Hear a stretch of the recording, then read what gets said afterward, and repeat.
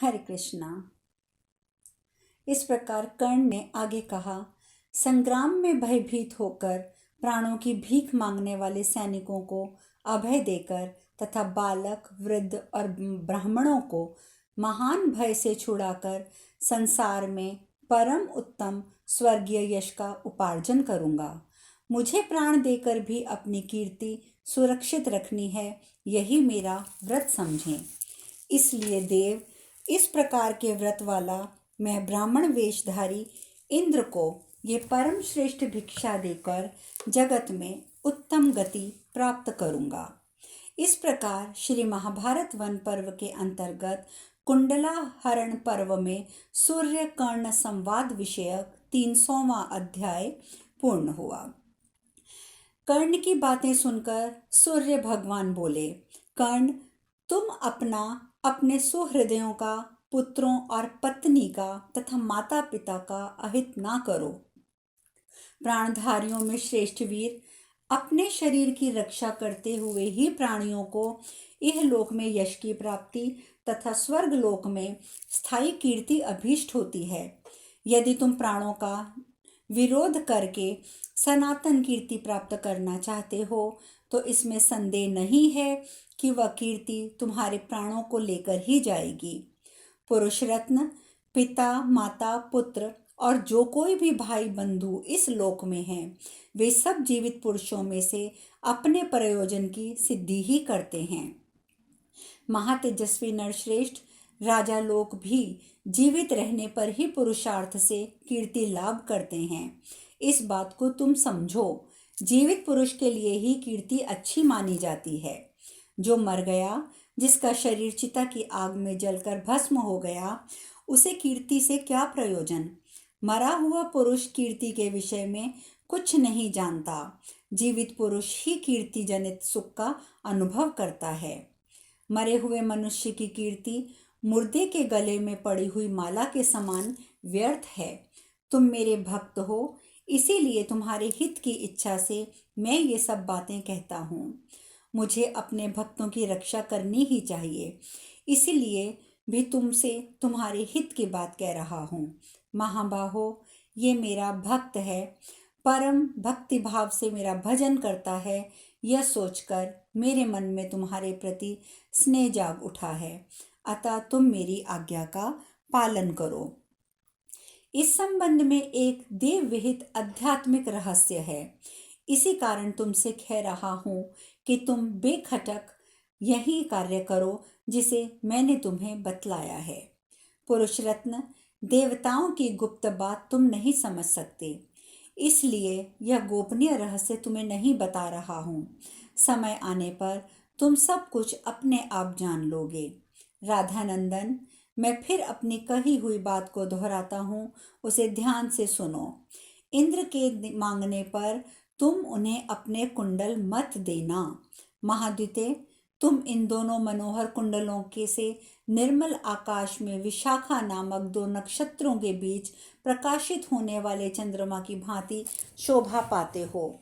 तुम्हें ये मालूम होना चाहिए कि जीवित पुरुष के लिए ही कीर्ति प्रशंसनीय है। अतः तात तुम्हें कुंडल के लिए आए हुए देवराज इंद्र को यह देने से इनकार कर ही देना चाहिए। अनग, तुम बारंबार युक्त युक्त वचन कहकर अनेक प्रकार की बातों से बहलाकर देवराज इंद्र को कुंडल लेने की इच्छा को नष्ट कर सकते हो। कर्ण, अनेक कारण दिखाकर, नाना प्रकार की युक्तियां सामने रखकर तथा माधुर्य गुण से विभूषित वचन सुनाकर देवराज इंद्र के इस कुंडल लेने के विचार को तुम पलट देना। नरव्याघ्र, तुम सदा अर्जुन से स्पर्धा रखते हो, अतः शूरवीर अर्जुन युद्ध में कभी तो तुमसे अवश्य भिड़ेगा ही। यदि तुम इन दोनों कुंडलों को धारण किए रहोगे तो अर्जुन तुम्हें युद्ध में कदापि नहीं जीत सकता, भले ही साक्षात इंद्र भी उसकी सहायता करने के लिए आ जाएं। अतः कर्ण, यदि तुम समर भूमि में अर्जुन को जीतने की अभिलाषा रखते हो तो इंद्र को ये कुंडल कदापि नहीं देना। इस प्रकार वन पर्व के अंतर्गत कुंडलाहरण पर्व में सूर्य कर्ण संवाद विषयक 301वां अध्याय पूर्ण हुआ। कर्ण ने कहा, सूर्यदेव, मैं आपका अनन्य भक्त हूँ, जैसा कि आप भी मुझे जानते हैं। प्रचंड रश्मि आपके लिए किसी प्रकार कुछ भी अदेय नहीं है। स्त्री, पुत्र, सुहृदय और अपना शरीर भी मुझे वैसा प्रिय नहीं है जैसे आप हैं। किरणों के स्वामी सूर्यदेव, आप मेरे ही भक्ति भाव के आश्रय हैं। प्रभाकर, आप भी जानते हैं कि महात्मा पुरुष भी अपने प्रिय भक्तों पर पूर्ण स्नेह रखते हैं, इसमें संदेह नहीं है। आपको ये मालूम है कि कर्ण मेरा प्रिय भक्त है। वह स्वर्ग के दूसरे किसी भी देवता को अपने इष्ट के रूप में नहीं जानता है। यही समझकर आप मुझे ये हितकर उपदेश दे रहे हैं। प्रचंड किरणों वाले देव, मैं पुनः आपके चरणों में मस्तक रखकर आपको प्रसन्न करके बारंबार क्षमा याचना करता हूँ। इस समय मैं जो कुछ कहता हूँ उसके लिए आप मुझे क्षमा करें। मैं मृत्यु से भी उतना नहीं डरता जितना झूठ से डरता हूँ। विशेषतः सदा समस्त सज्जन ब्राह्मणों को उनके मांगने पर अपने प्राण देने के लिए भी मुझे सोच विचार नहीं हो सकता है। देव, आपने पांडुनंदन अर्जुन से जो मेरे लिए डर की बात बताई है, उसके लिए आपके मन में कोई दुख और संताप नहीं होना चाहिए। भास्कर, मैं कार्तवीर्य अर्जुन के समान पराक्रमी अर्जुन को युद्ध में अवश्य जीत लूंगा। देव, मेरे पास जो अस्त्रों का महान बल है उसे आप जानते हैं। मैंने जन्मादग्नि, परशुराम और महात्मा द्रोणाचार्य से अस्त्र विद्या सीखी है। सुरश्रेष्ठ, ये जो मेरा दान देने का व्रत है उसके लिए आप भी मुझे आज्ञा दीजिए, जिससे मैं याचक बनकर आए हुए इंद्र को अपने प्राण तक दे सकूं। सूर्य बोले, तात, यदि तुम इंद्र को ये दोनों कुंडल दे रहे हो तो तुम भी उन महाबली इंद्र से अपनी विजय के लिए कोई अस्त्र मांग लेना और उनसे स्पष्ट कह देना कि देवराज, मैं एक शर्त के साथ ये दोनों कुंडल आपको दे सकता हूँ। कर्ण, इन दोनों कुंडलों से युक्त रहने पर तुम सभी प्राणियों के लिए अवध्य बने रहोगे। वत्स, दानव सूदन इंद्र युद्ध में अर्जुन के द्वारा तुम्हारा विनाश चाहते हैं, इसीलिए वे तुम्हारे दोनों कुंडलों को हर लेने की इच्छा करते हैं। अतः तुम भी उनकी आराधना करके बारंबार मीठे वचन बोलकर देवेश्वर इंद्र से अमोघ अस्त्र के लिए प्रार्थना करना।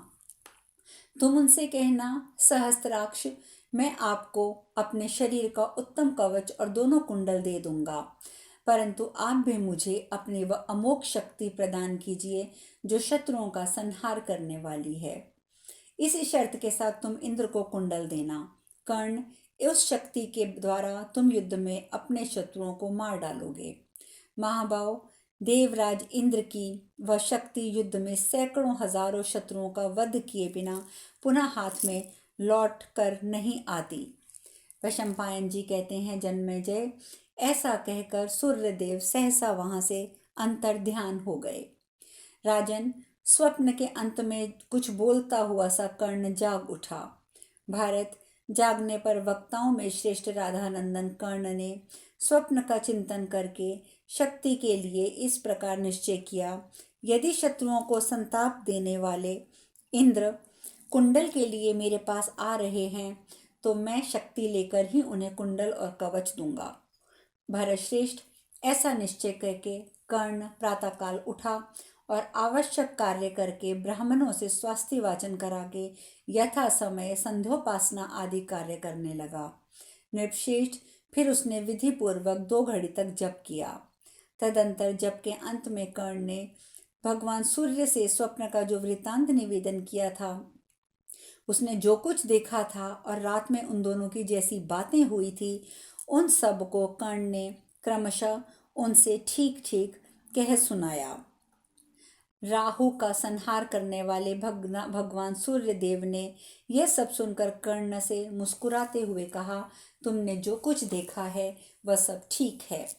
तब शत्रुओं का संहार करने वाले राधानंदन कर्ण उस स्वप्न की घटना को यथार्थ जानकर शक्ति प्राप्त करने की अभिलाषा से इंद्र की प्रतीक्षा करने लगे। इस प्रकार श्री महाभारत वन पर्व के अंतर्गत कुंडलाहरण उपाहरण पर्व में सूर्य कर्ण संवाद विषयक 302वां अध्याय पूर्ण हुआ। जन्मेजय ने पूछा, सज्जन शिरोमणि, कौन सी ऐसी यह गोपनीय बात थी जिसे भगवान सूर्य ने कर्ण पर प्रकट नहीं किया? उसके वे दोनों कुंडल और कवच कैसे थे? तपोधन, कर्ण को कुंडल और कवच कहाँ से प्राप्त हुए थे? मैं ये भी सुनना चाहता हूँ, कृपा पूर्वक मुझे बताइए। वैशंपायन जी ने कहा, राजन, सूर्य देव की दृष्टि में जो गोपनीय रहस्य था उसे बताता हूँ। उसके साथ कर्ण के कुंडल और कवच कैसे थे ये भी बता रहा हूँ। राजन, प्राचीन काल की बात है। राजा कुंती भोज के दरबार में अत्यंत ऊंचे कद के एक प्रचंड तेजस्वी ब्राह्मण उपस्थित हुए। उन्होंने दाढ़ी, मूछ, दंड और जटा धारण कर रखी थी। उनका स्वरूप दिखने ही योग्य था। उनके सभी अंग निर्दोष थे। वे तेज से प्रज्वलित होते से जान पड़ते थे। उनके शरीर की कांति मधु के समान पिंगल वर्ण की थी। वे मधुर वचन बोलने वाले तथा तपस्या और स्वाध्याय रूप सद्गुणों से विभूषित थे। उन महातपस्वी ने राजा कुंती भोज से कहा, किसी से ईर्ष्या न करने वाले नरेश, मैं तुम्हारे घर में भिक्षान भोजन करना चाहता हूँ, परंतु एक शर्त है, तुम या तुम्हारे सेवक कभी मेरे मन के प्रतिकूल आचरण ना करें। अनग, यदि तुम्हें ये मेरी शर्त ठीक जान पड़ती हो तो उस दशा में मैं तुम्हारे घर में निवास करूँगा। मैं अपनी इच्छा के अनुसार जब चाहूँगा चला जाऊँगा, जब जी में आएगा चला आऊँगा। राजन, मेरी शैया और आसन पर बैठना अपराध होगा, अतः यह अपराध कोई ना करे। तब राजा कुंती भोज ने बड़ी प्रसन्नता पूर्वक उत्तर दिया, विप्रवर, एवमस्तु, जैसा आप चाहते हैं वैसा ही होगा। और इतना कहकर वे पुनः बोले, महाप्रज्ञ, मेरे पृथा नाम की एक यशस्विनी कन्या है जो शील और सदाचार से संपन्न, साध्वी, संयम नियम में रहने वाली और विचारशील है। वह सदा आपकी सेवा पूजा के लिए उपस्थित रहेगी। उसके द्वारा आपका अपमान कभी ना होगा। मेरा विश्वास है कि उसके शील और सदाचार से आप अवश्य संतुष्ट होंगे। ऐसा कहकर उन ब्राह्मण देवता की विधि पूर्वक पूजा करके राजा ने अपनी विशाल नेत्रों वाली कन्या पृथा के पास जाकर कहा, वत्से, ये महाभाग ब्राह्मण मेरे घर में निवास करना चाहते हैं। मैंने तथास्तु कहकर इन्हें अपने यहाँ ठहरने की प्रतिज्ञा कर ली है। बेटी, तुम पर भरोसा करके मैंने इन तेजस्वी ब्राह्मण की आराधना स्वीकार की है। तुम मेरी बात को कभी मिथ्या ना होने दोगी, ऐसी ही आशा है मुझे। ये विप्रवर महान तेजस्वी, तपस्वी, ऐश्वर्यशाली तथा नियम पूर्वक वेदों के स्वाध्याय में संलग्न रहने वाले हैं। ये जिस जिस वस्तु के लिए कहें वह सब इन्हें ईर्ष्या रहित होकर श्रद्धा के साथ देना, क्योंकि ब्राह्मण ही उत्कृष्ट तेज हैं, ब्राह्मण ही परम तप है। ब्राह्मणों के नमस्कार से ही सूर्यदेव आकाश में प्रकाशित हो रहे हैं। माननीय ब्राह्मणों का सम्मान न करने के कारण ही महान असुर वातापी और उसी प्रकार ताल जंग ब्रह्मदंड से मारे गए थे। अतः बेटी, इस समय सेवा का ये महान भार मैं तुम्हारे ऊपर रख रहा हूँ। तुम सदा नियम पूर्वक इन ब्राह्मण देवता की आराधना करना। माता पिता का आनंद बढ़ाने वाली पुत्री, मैं जानता हूँ बचपन से तुम्हारा चित्त एकाग्र है। समस्त ब्राह्मणों, गुरुजनों, बंधु बांधवों, सेवकों, मित्रों, संबंधियों तथा माताओं के प्रति और मेरे प्रति भी तुम सदा यथोचित वर्ताव करती आई हो। तुम में अपने सद्भाव से सभी को प्रभावित करने की क्षमता है। निर्दोष अंगों वाली पुत्री, नगर में या अंतःपुर में सेवकों में से कोई ऐसा मनुष्य नहीं है जो तुम्हारे उत्तम वर्ताव से संतुष्ट ना हो। तथापि पृथे, तुम अभी बालिका और मेरी पुत्री हो, इसलिए इन क्रोधी ब्राह्मण के प्रति वर्ताव करने के विषय में तुम्हें कुछ उपदेश देने की आवश्यकता का मैं अनुभव करता हूँ। वृष्णि वंश में तुम्हारा जन्म हुआ है। तुम शूरसेन की प्यारी पुत्री हो। पूर्व काल में तुम्हारे पिता ने बाल्यावस्था में ही बड़ी प्रसन्नता के साथ तुम्हें मेरे हाथों में सौंपा था। तुम वसुदेव की बहन और मेरी संतानों में सबसे बड़ी हो। पहले उन्होंने ये प्रतिज्ञा कर रखी थी कि मैं अपनी पहली संतान तुम्हें दे दूंगा। उसी के अनुसार उन्होंने तुम्हें मेरी गोद में अर्पित किया है। इस कारण तुम मेरी दत्तक पुत्री हो।